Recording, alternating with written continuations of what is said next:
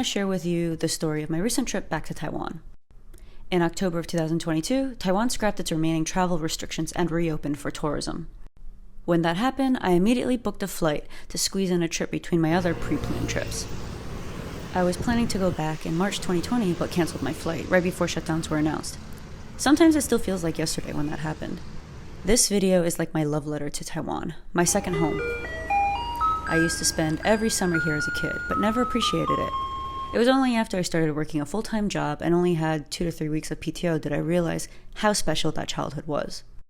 As I stepped off the plane, walking through the airport, it felt like coming home. I don't even feel this way when I come back to New York City. The familiar sights, sounds, and smells brought back so many memories and emotions. One of my favorite things to do when I return to Taiwan is eat. The sheer amount of vendors, usually mom and pop shops, is exponential. As an American, the currency exchange rate is significant enough where you can get a good bang for your buck. I try to spend as much as possible and contribute to the economy. A key cultural difference between Taiwan, and actually many countries compared to the US, is that for many, it's not about maximizing profits. It's about making enough, hit their goal, and close up shop for the day.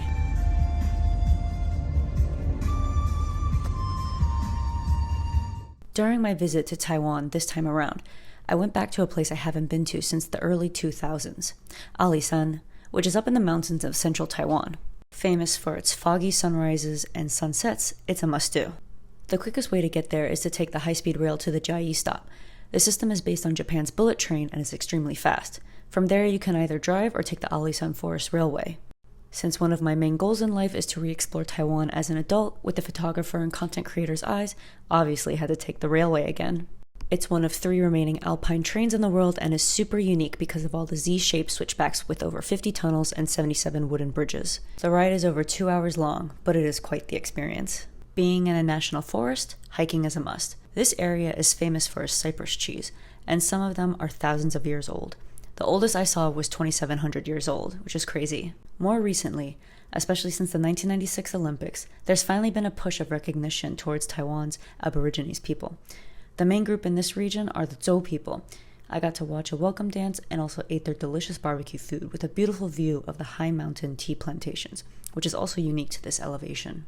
On the theme of appreciating Taiwan's Aborigines groups, this trip also allowed for a lesser known and pretty remote spot up in the mountains of Hsinchu to be explored, Simacus.